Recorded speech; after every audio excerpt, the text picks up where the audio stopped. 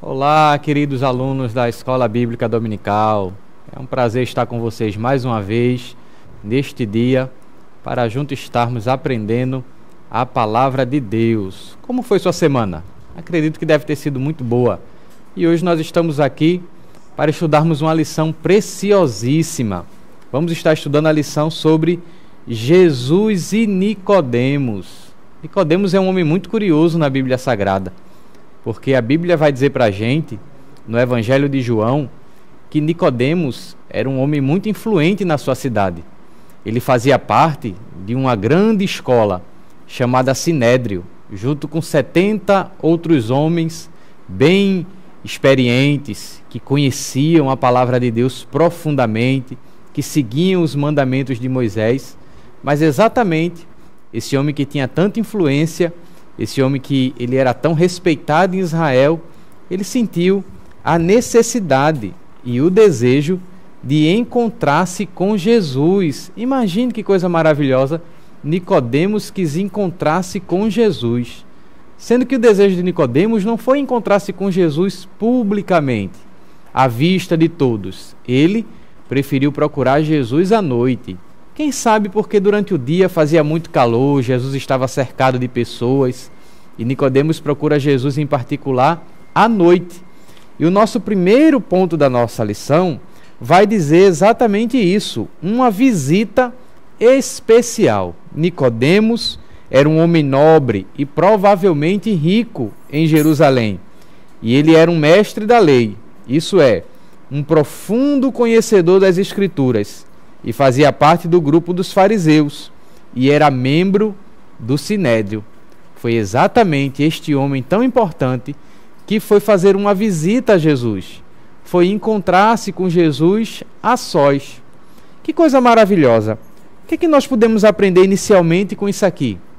Que é muito importante nós termos um tempo em particular com o nosso Deus, para conversar com Ele, para falar para Ele das nossas dúvidas, das nossas dificuldades, dos nossos lamentos.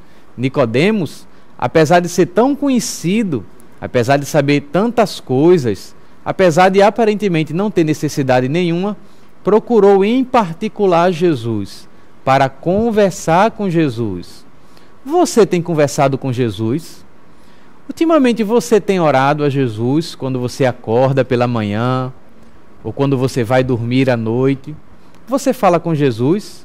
Observe que todos aqueles que tiram um tempo para estarem com Jesus, conversando com Ele, à semelhança de Nicodemos, certamente não saem sem resposta.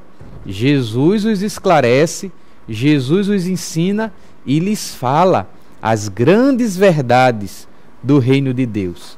Esse homem, Nicodemos, ele tinha muitas dúvidas no seu coração. A princípio, ele não conhecia a Jesus, mas ele ficou sabendo das coisas maravilhosas que Jesus fazia, dos milagres, das pessoas que começavam a segui-lo, e ele entendeu no seu coração uma coisa, que certamente Jesus ele vinha da parte de Deus, porque se ele não viesse da parte de Deus, nada daquilo que estava acontecendo em Jerusalém poderia ser possível.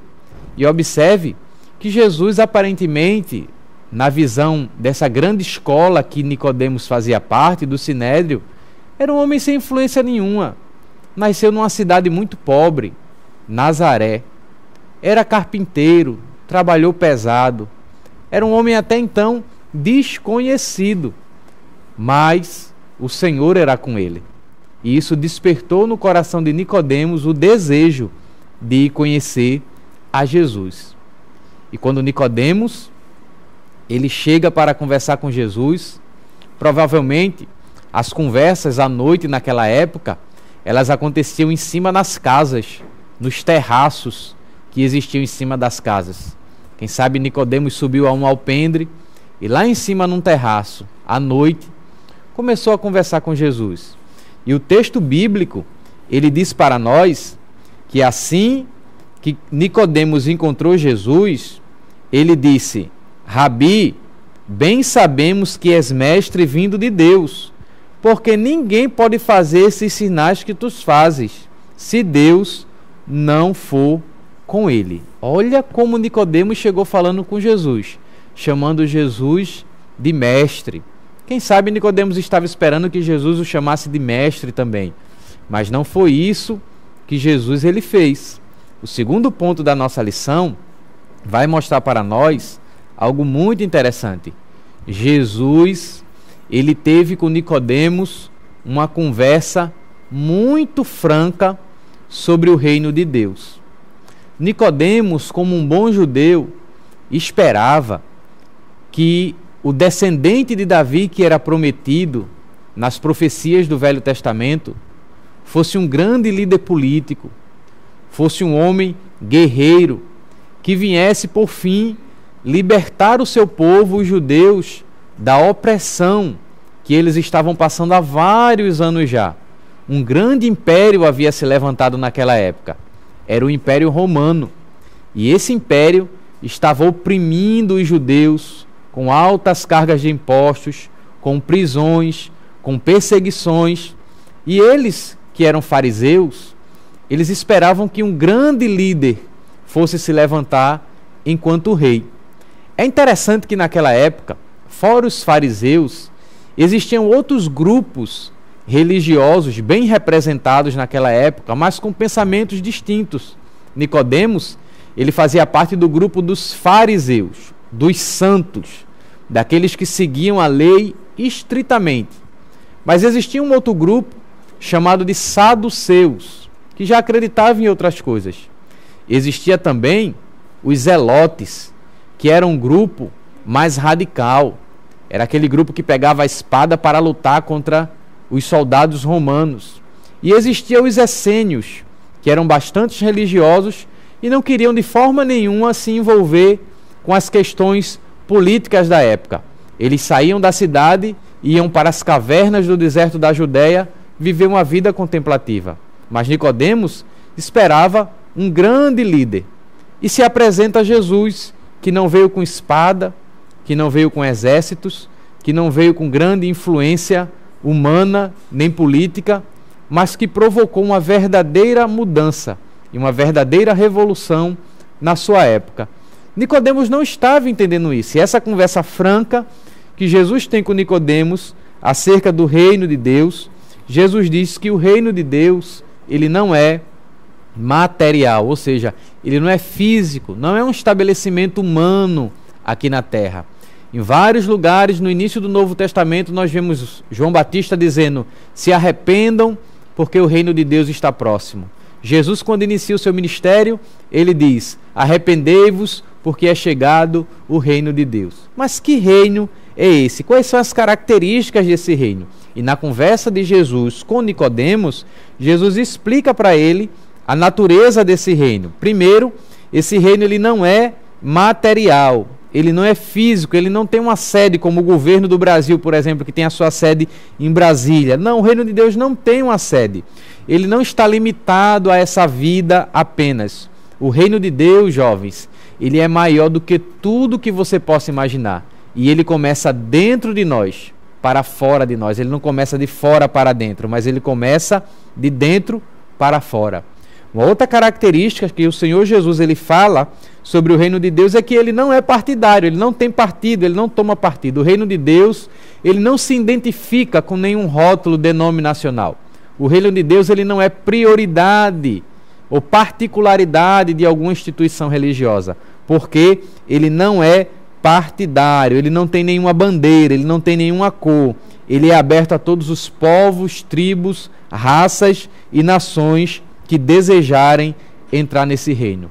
Uma outra característica que ele fala sobre o reino de Deus é que o reino de Deus, ele preza pela justiça. O reino de Deus, ele é justo, não é injusto. E a seu tempo, o Senhor estabelecerá a plena justiça aqui na terra.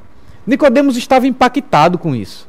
Nicodemos estava pasmado com o que ele estava ouvindo. E dentro dessas grandes verdades que Jesus estava trazendo para Nicodemos, Jesus fala algo espiritual para a vida de Nicodemos. Jesus fala sobre o novo nascimento. Jesus ele diz a Nicodemos, na palavra de Deus, no capítulo 3, versículo 3 de João, Jesus disse: na verdade, te digo, que aquele que não nascer de novo não pode ver o reino de Deus. Nicodemos estava esperando um grande rei, um rei poderoso que ia estabelecer um reino terreno. Mas não era esse rei que ele estava visualizando naquele momento. Quando Jesus ele fala do novo nascimento, Nicodemos fica sem entender. Mas o que é importante é que esse novo nascimento ele acontece quando nós entregamos a nossa vida a Jesus. Observe esse frascozinho aqui com esse milho de pipoca.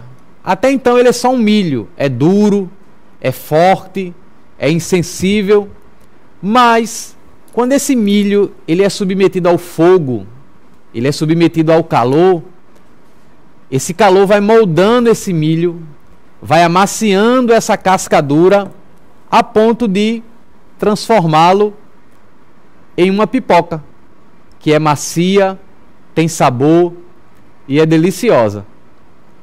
O novo nascimento, ele representa exatamente essa realidade. Nós estamos endurecidos pelo pecado, insensíveis quando não conhecemos a Jesus. Mas quando conhecemos Jesus, João Batista disse que íamos ser batizados com fogo e com o Espírito Santo. O fogo do Espírito Santo vem e nos amacia, nos quebra, nos modela e nos faz mais sensíveis à voz de Deus. Agora é importante dizer que mesmo algumas pessoas que recebem o fogo do Espírito permanecem duras como esse milho aqui que não estourou. Elas são expostas à palavra de Deus, mas não se arrependem dos seus pecados e continuam caminhando nos seus caminhos. Mas o Senhor diz a Nicodemos que é necessário esse novo nascimento, nascer do Espírito Santo, nascer do batismo, para que ele possa fazer parte desse reino que é invisível. E o nosso último ponto fala o Senhor mostrando para Nicodemos que Deus amou o mundo que entregou o seu Filho. Jesus faz uma referência direta a uma passagem bíblica do Velho Testamento que está em Números, capítulo 21, versículo 8 a 9, quando o povo estava rebelado contra o Senhor, estava fazendo tudo que não agradava a Deus, e Deus permitiu que uma praga de serpentes no deserto começassem a picar aquelas pessoas, e elas começaram a morrer. O povo clamou a Deus, Moisés clamou a Deus, e Deus disse: levante uma serpente de bronze no deserto, e todos aqueles que olharem para essa serpente serão livres desse veneno, serão livres da morte.